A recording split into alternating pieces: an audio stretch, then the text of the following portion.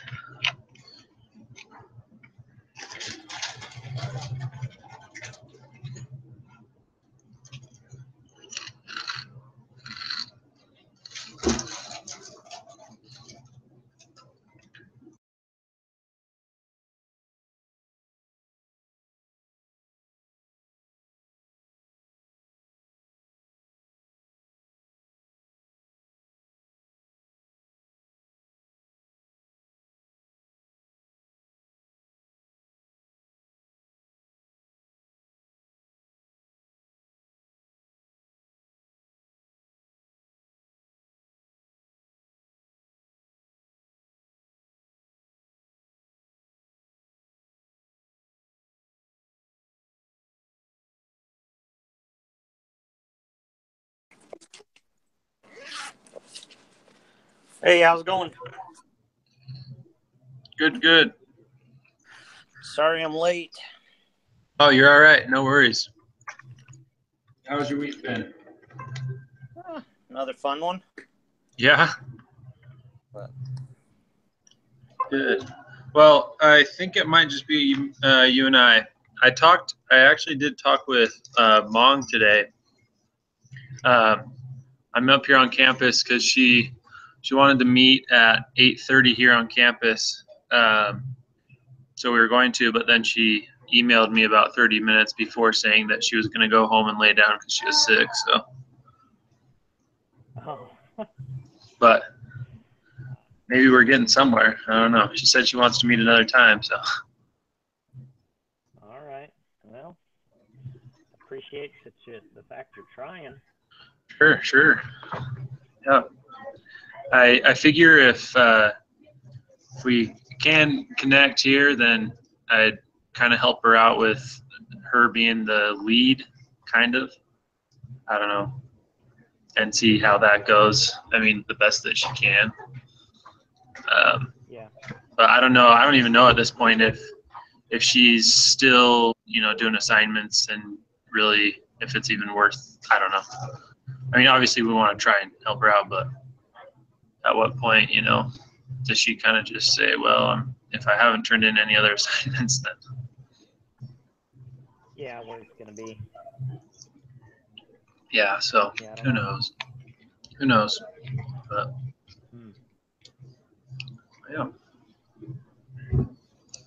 Well, one of my other classes got canceled tonight, so I went ahead and my youngest daughter had the opportunity to go to a screening of a movie. Oh, nice. So I went to it with her. I was expecting it to get out a few minutes earlier, but yeah, ended up running. Was it a good movie? It was. It's called Wonder.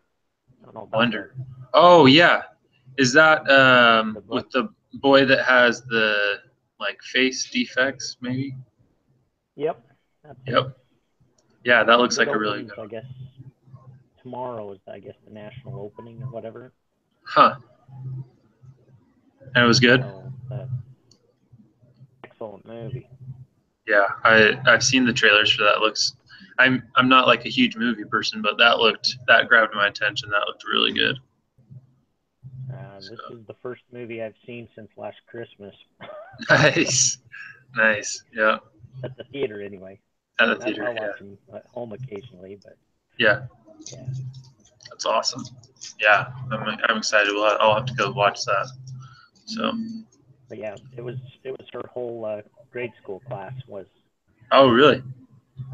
Oh, that's cool of them to do that. Yeah, the teacher had read them the book in the class, and Huh. so a bunch of the teachers had gone and actually rented the theater Oh, for their whole cool. class to go and That's see it. super cool. Huh. Very cool. It was pretty interesting, but it was Yeah. it was a good experience. It was an excellent movie. I would definitely recommend it. Yeah. Yeah, for sure. So anyway, so nothing from Tanner tonight, though, huh? No, I think that he said that he couldn't come tonight, so I guess it's just you and I. But All right. Well, let me finish loading this up. I read through the thing really quick, okay. but Yeah, no problem. No problem. It was a pretty short case study, which was nice. yeah, after last week's. Yeah, exactly. That's what I was thinking. Saying, oh dang, half of this thing is just graphs and stuff. It's great. Yeah. So Anyway, all right. Finally got it loaded here.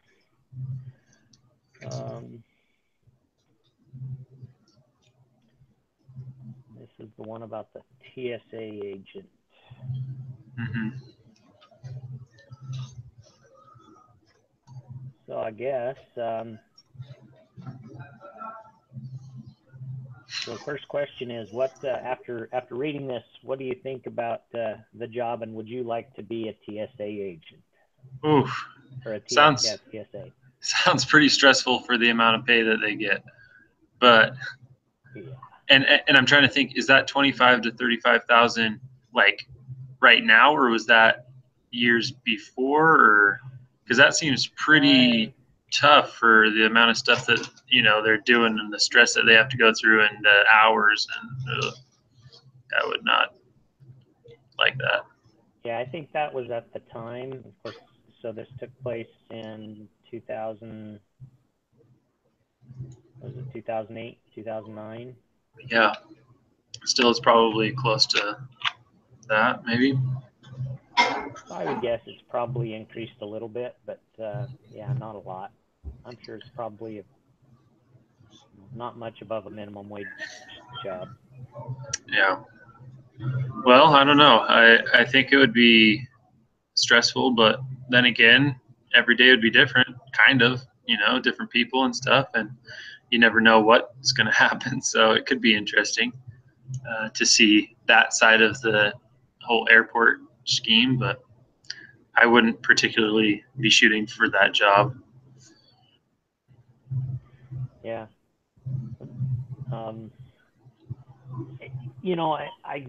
I look at that, and I would have a very hard time with that job. It's to me, I don't like traveling anymore after 9/11. Yeah. It's invasive almost the way things are when you travel, and I wouldn't enjoy being that personal with people. Right. Yeah, that's true. Going through their things. Right. I guess that would be the downfall for me.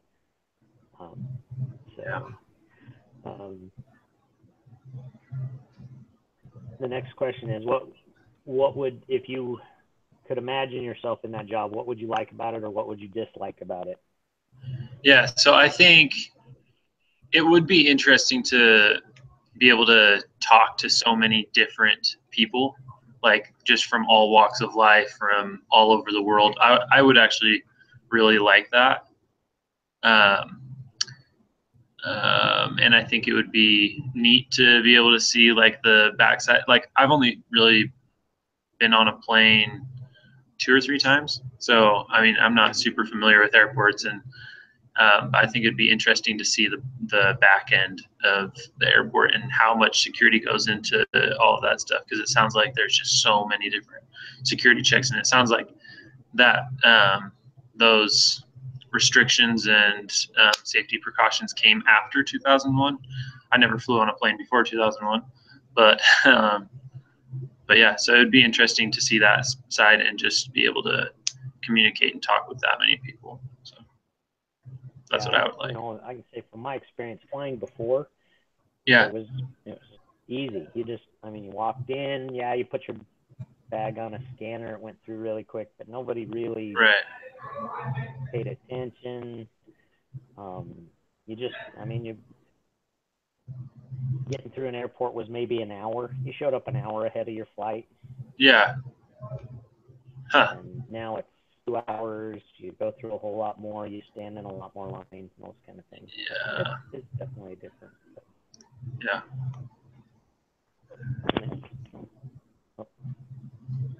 Huh.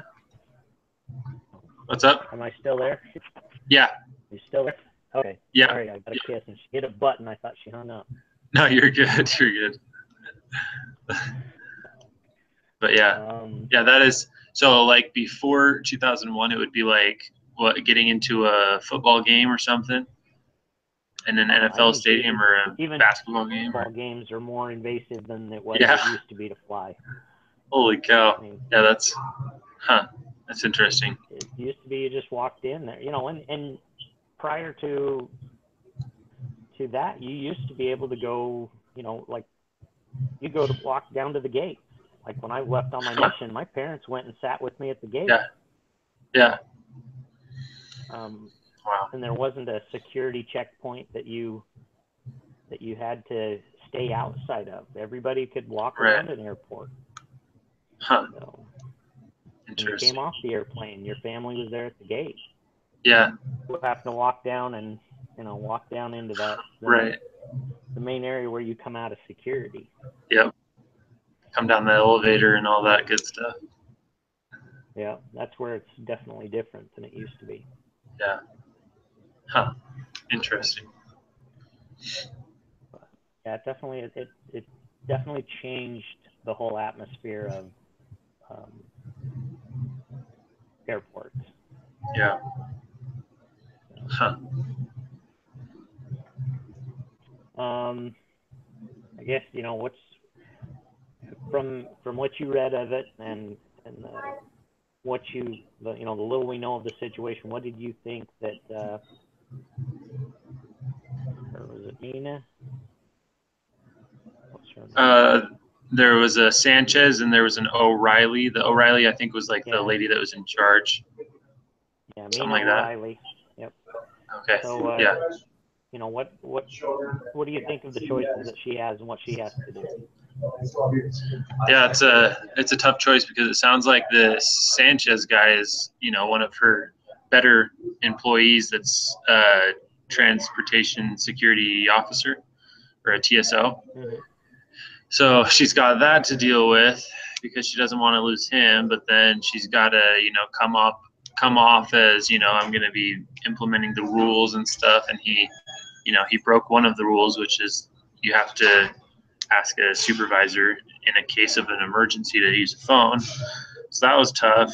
Man, yeah, I don't know. That's a tough situation for her to be in, but I guess kind of like we were talking about the other day, how, sometimes you just have to tell the employee, look, this is for, your benefit, your safety.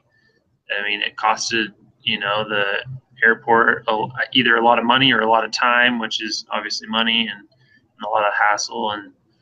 And so I wouldn't just fire him straight off. Personally, I'd probably put him on, probation or a watch or something like that.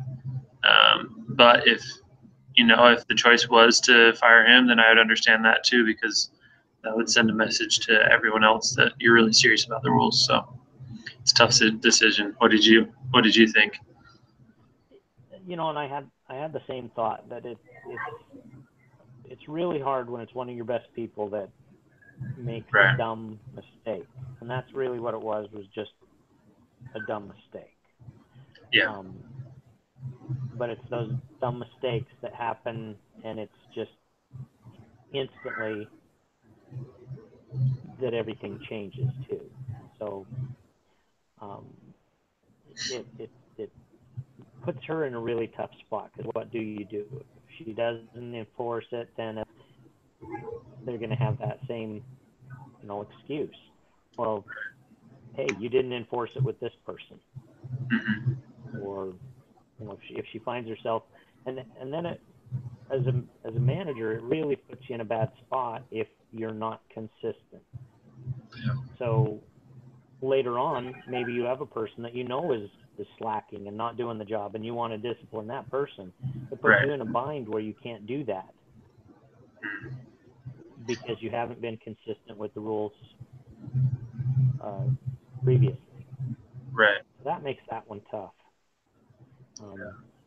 Yeah. So what do you do in that situation? Like in a situation, if you're the manager and you've got like a killer employee that that you respect a lot and just does a great job, and then you've got this other employee that seems to never be doing something. But if the awesome employee makes a mistake that that the other crappy employee does, how do you discipline that? Do you have to discipline that in public, or I don't know? It seems like it'd be tough. It doesn't. Yeah, it doesn't matter if everybody else knew about the mistake. Everybody, in this situation, everybody knew it happened. Everybody knew who's. Yeah. So, that automatically puts that into play on that one. Yeah. And it really comes down to, you have to set the standard. As far as I see it, you have to set a standard, and unfortunately, it doesn't matter who it is. You have to live by that. So, if this is the first time she has to take this kind of an action, then she's going to set the bar that everybody else is going to be judged on at that point. Yeah. So, if she just decides, okay, she's going to follow the process of, removing him down the security clearance where he works another location until he gets the time to earn that back or whatever else, then that's going to be what happens in the future with others. Yeah. So you just have to set that, what are you going to do? You terminate that guy on that one, well, then that sets that precedent. So in the future, any mistake like that, you can go ahead with termination on. Yeah. But it really comes down to that bar, because otherwise you could be blamed for discrimination. You can be blamed for favoritism. There's you just open up a lot of issues. Right. That's what makes it really tough. Yeah, I liked, there was a quote in there, something along the lines of like, what was it? Let me see if I have it in my notes. Oh yeah, it said, mistakes are a fact of life. It is the response to the error that counts. I like that. Yep. Just really depends on, people are going to make mistakes. It's, a fact in business. There's going to be lots of mistakes. It just matters what response to the error you do. That's really what matters. And if it's consistent, like you said, then it sets a precedence and people know what's going to happen. So yeah, that's good. And and I think with that kind of a thing, you set the precedent as, hey, this is really a severe issue. It may be, whatever the other. I was trying to look at the other options. Pay, what it was, but then the other side of it is, just communicating that hey, I do understand it was a mistake. Right. You're not going to make that mistake again. Yeah. So, and as long as it's treated in a consistent manner, then people are going to respect that. And I think from what reading about it, and this guy probably, he feels pretty bad about the whole thing.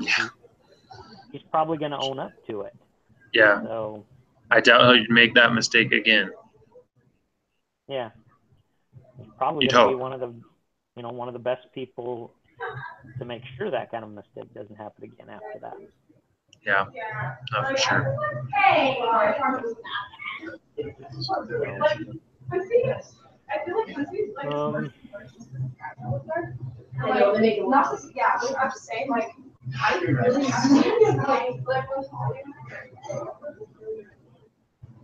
Was there anything that stood out in the whole hiring practice and everything that was going on with the TSA that you thought could be changed to make those jobs more meaningful, or to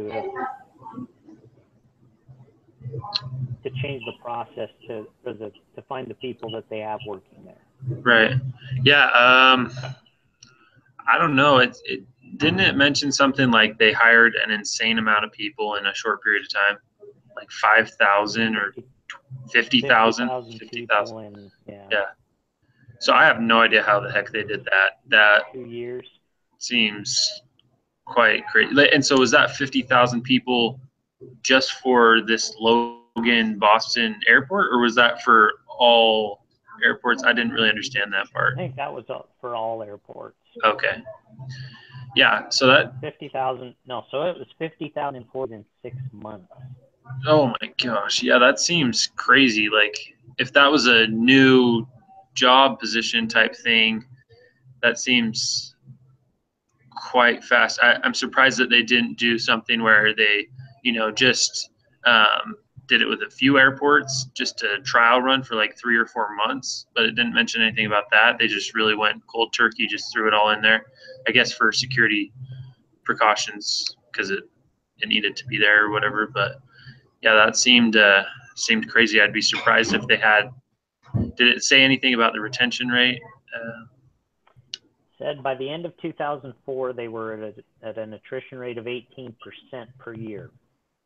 Okay, so they were losing 18%. Yeah, so you figure 1 out of 5 people was going to leave each year. Gotcha. Okay, does that sound? I mean, that sounds decent for the amount of people that they. But I don't know. You'd probably know better than that than I would. Yeah, it depends on the position and stuff like that. With an entry level position, that doesn't surprise me. Yeah. That really is it's going to be a job that churns people, especially with the crazy hours, all the things you have to go through to work in an airport, the background checks, just all that kind of stuff. I could see that. I don't think that's an outrageous number, but what it is then what do you do to maintain people, and how do you get them in there to make them look for a career instead of this is just my next job for so much time to get me through school, to get me through this next year, to get me through whatever else. Yeah.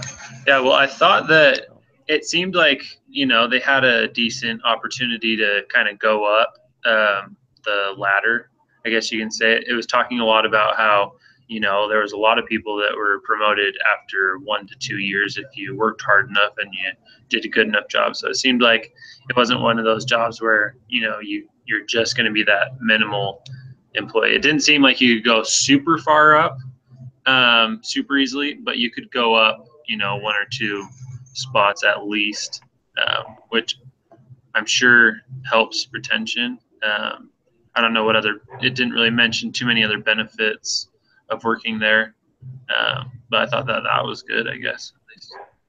Yeah, I didn't mention too much in the way of benefits. No. Although it is a government job, it may have pretty good benefits. Yeah, and heck, they might be able to fly for free wherever they want, so that would be pretty sweet.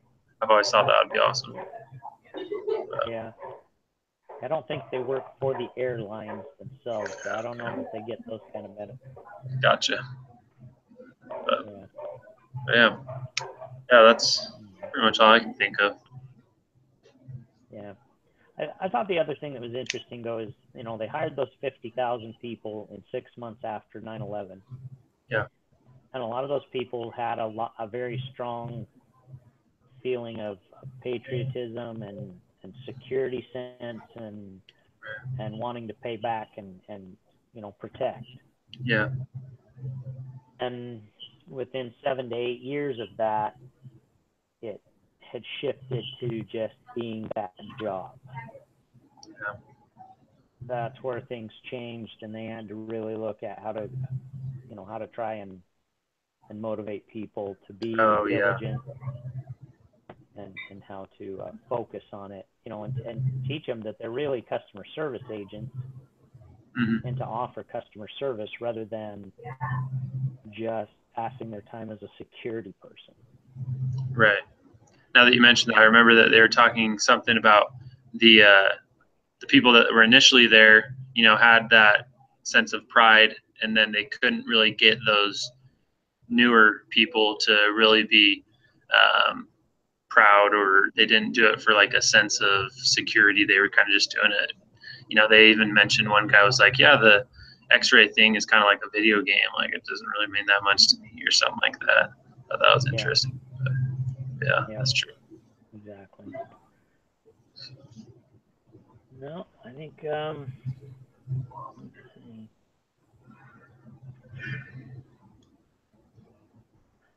No. So what do you think the most important thing you learned from reading the case? That's a good question. Probably just big rules that you're supposed to follow them with exactness.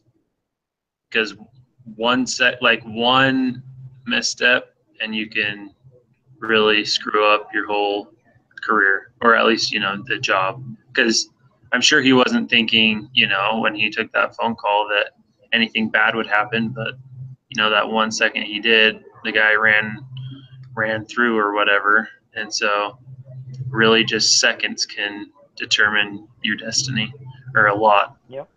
in your life.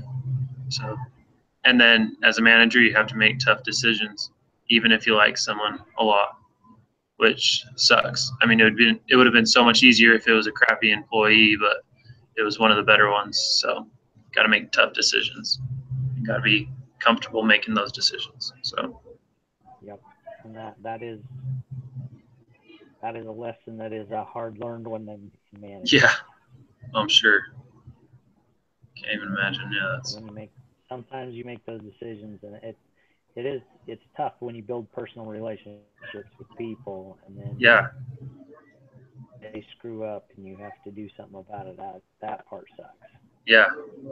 Yeah, it's almost like you don't even want to build the personal relationships, because then it's easier to just be able to be straight up with people. Just avoid it. Yep. Yeah. Yeah, unfortunately, but you have to try and Yeah. You still have to build those relationships, no matter Yeah. what, because you have to work with people Sure. and deal with them. Yeah.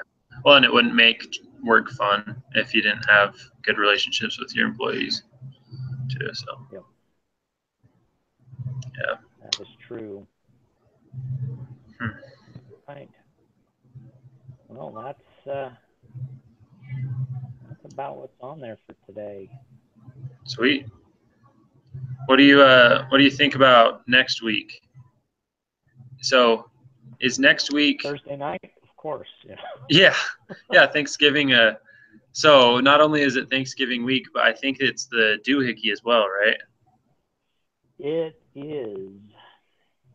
We have our third doohickey due. Yeah. So, yeah, that'll be interesting. But, I yeah, I don't see. know. The doohickey's due by Saturday, isn't it? Well, technically Monday at 8 a.m. Oh, yeah, But that's true. yeah. That's true. This class does give you till Monday morning. Yeah.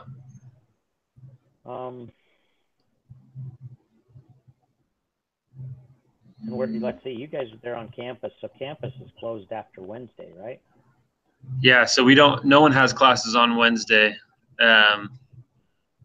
So for example, I'm going home Wednesday around noon, but I mean, I'm fine to meet whenever, preferably not Wednesday or Thursday, but I'm flexible. So Yeah. Well, I would rather not meet yeah. on Wednesday or Thursday. I know we're going to be hosting people at our house. I know I'm going to be Yeah. busy cooking, and then by the time we're done, I'm going to be laying on a couch somewhere wishing I hadn't eaten so much. Heck yeah. So I don't know if we want to try and do a quick meeting on Tuesday. I don't know what your schedule is. Yeah, I'm fine with that. Tuesday would be fine with me. I mean, it really doesn't have to be much. And then if we did that, we could kind of talk about doohickey plans maybe, and then Yeah. maybe get those in by Saturday. And I'm the editor this week, so I could have those done, or I could honestly, if you guys send those in Saturday morning, Saturday afternoon, I can work on them Saturday night, and then have them back to you guys for editing Sunday. Maybe that wouldn't be the best thing, but this week might be tough. So, and then Yeah. No, I'm fine with that. and then turn them in, Sunday night. Yeah. If you could, let's see.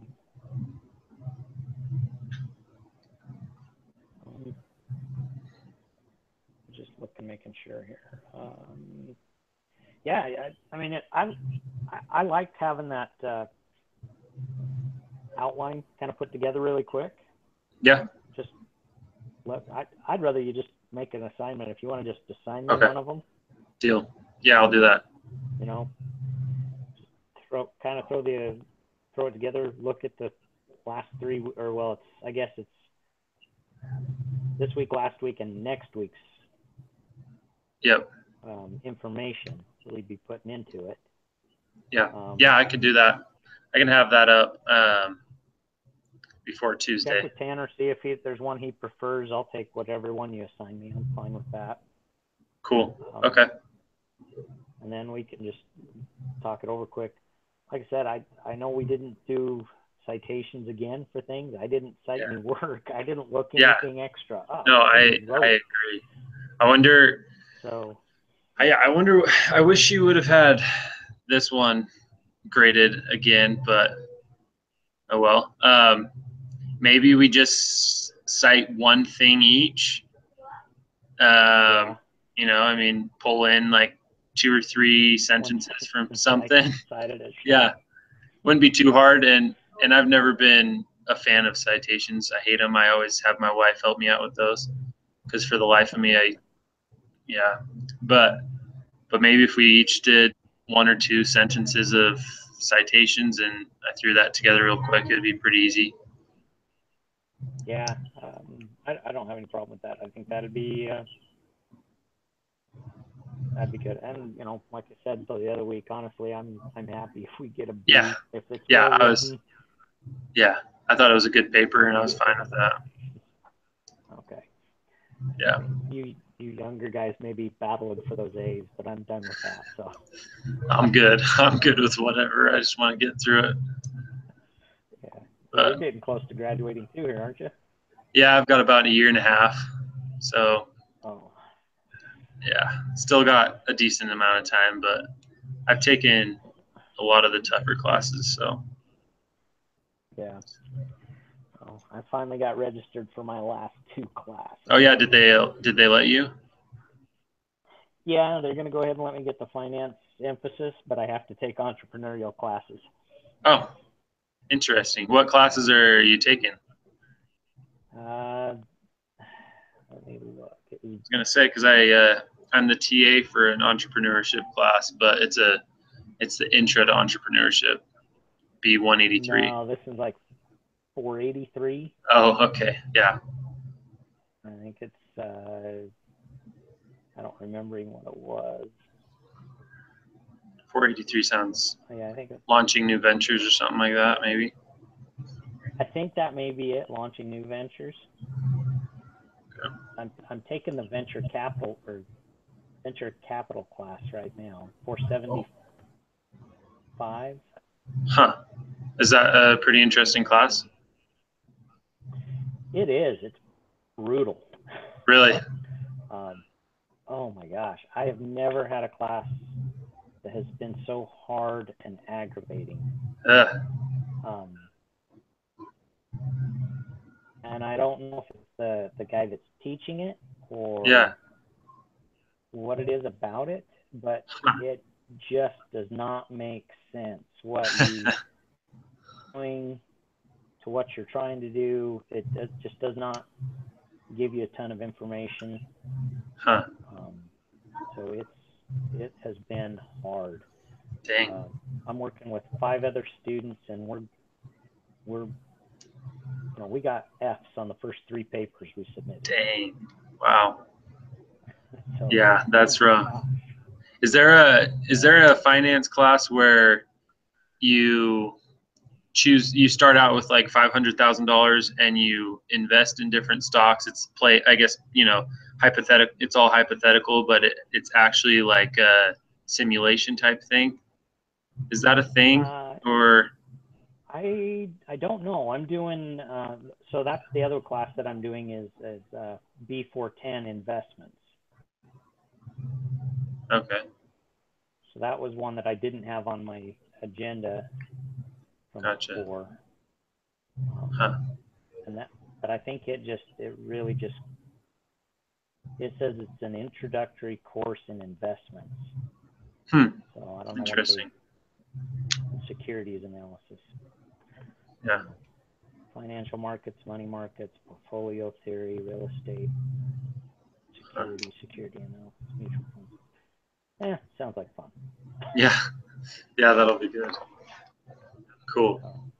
Very cool. But yeah, I guess they decided they weren't going to do the finance online anymore because the online students can't take part of that IBC. Oh yeah. And they felt strongly, the business department felt very strongly about that IBC experience and wanting to make sure that all the finance students went through that. Huh. Interesting. Very interesting. I know that they're opening up a new emphasis. They're going to be doing sales as an emphasis pretty soon, which could be interesting. Really? Huh. Yeah. Yeah. So that'll probably be an online or probably an on-campus one though too. Probably. Yeah. Yeah. But what they told me is the only one that they're going to have as an online emphasis for business or business management is going to be entrepreneurial. Oh, interesting. Huh. But they figured that works because most entrepreneurial businesses are so heavily online anyway. I guess that's true. Well, and if they want, like, I feel like people in other countries that are online, a lot of them are probably going to be doing entrepreneurial stuff, or at least trying to start their own business. Right. Or pathways. I don't know. Different people in there and stuff. So that's interesting. But yeah. Cool. Very cool. Was today the inauguration? Or no? When was that inauguration for that pathways program? I think that was. I'm not sure. Got an email about it. They can't remember. Maybe it's next Tuesday. Huh. They're having the inauguration for the Pathways program. Oh, cool. Very cool. Anyway. All right. Okay. Well, I'll. Everything else is good. Yeah, everything's good. I'll send an email here within the next few days with the assignments and instructions or whatever, and I'll post when we'll meet on Tuesday if 9 o'clock works for you. I'll ask Tanner and see if Bing maybe wants to meet. I don't know. Yeah, Tuesday 9 o'clock would work for me. I'm good on Tuesday night. Okay. So that should work out. Okay. Perfect. Well, thank you for heading this.